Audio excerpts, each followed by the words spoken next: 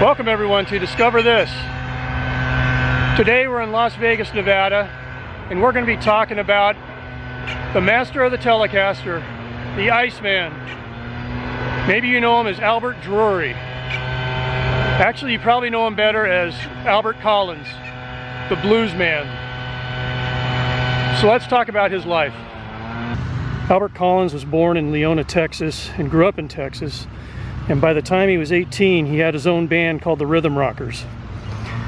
Also at 18, he met another guitarist by the name of Jimi Hendrix. You see, Jimi Hendrix at the time was playing guitar for another person you probably heard of, a guy by the name of Little Richard. Well, Hendrix quit Little Richard's band while they were in Texas, I believe, and Albert Collins got the gig to play in Little Richard's band for a short time. So initially, Albert Collins was playing a Fender Esquire guitar because he couldn't afford a Telecaster at the time. However, he put a Telecaster neck on the Esquire, and that's the guitar he used on his signature song called Frosty. Eventually, another guitarist by the name of Johnny Copeland joined the Rhythm Rockers. Collins gigged all around the Houston area, all over Texas, and at one point, the group Canned Heat saw Albert Collins play in 1968 and offered to help him get an agent. So from that, Albert Collins got a record deal from a record company in California, and he decided to move west. He also bought a Telecaster, and that remained his guitar for the rest of his career. So in 1969, he was hired to play guitar on Ike and Tina Turner's album, The Hunter. Now in 1971, Albert Collins started doing some construction to pay the bills because the blues wasn't covering it. So during his construction time, he ended up doing a remodeling job on the home of someone else you may have heard of, a guy by the name of Neil Diamond. So Collins recorded albums and songs for various record labels all over the years and continued to perform live. And then in 1985, he performed with George Thorogood at the Live Aid concert in Philadelphia. The show was viewed by 1.5 billion people around the world. And many people who saw his performance that day believe that Albert Collins stole the show. Collins would tour for about 10 months out of the year. However, in the 1980s, he cut back because of that. That was just too grueling. In 1988, though, he performed at the New Orleans Jazz Fest in a group that consisted of B.B. King, Eric Clapton, and Stevie Ray Vaughan. And the four of them performed on a Mississippi riverboat that cruised the river while they played. So eventually, Albert Collins and his wife moved to Las Vegas. And he moved here to 4585 East Baltimore. This house right here.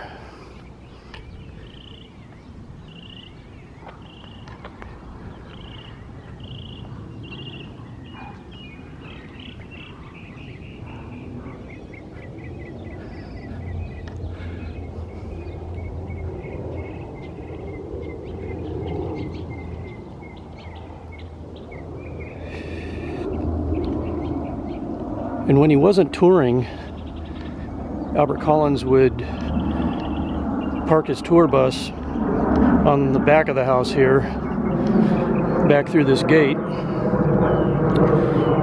And he would park it back here, and he would work on it and tinker with it and keep it clean for the next round of tour dates.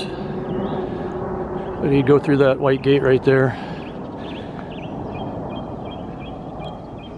So in July of 1993, Albert Collins was performing in Switzerland, and he fell ill. And then in August, he was diagnosed with cancer, and it had spread to his liver.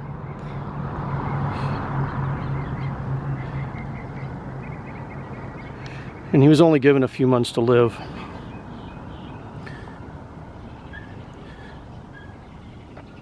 On Tuesday, November 23rd, another blues man by the name of B.B. King came and visited Albert Collins here at his house. B.B. King also lived in Las Vegas. And he came and sat with Albert Collins and spent some time with him.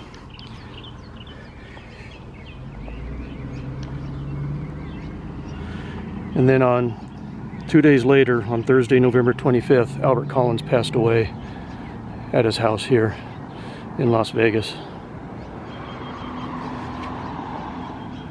So Albert Collins made 10 studio albums, 2 live albums, and did a collaboration with Robert Cray and Johnny Copeland called Showdown that won a Grammy Award in 1986. He also appeared in the movie Adventures in Babysitting and did a Seagram's wine cooler commercial with Bruce Willis. And Albert Collins is laid to rest here at Davis Memorial Park in Las Vegas, Nevada.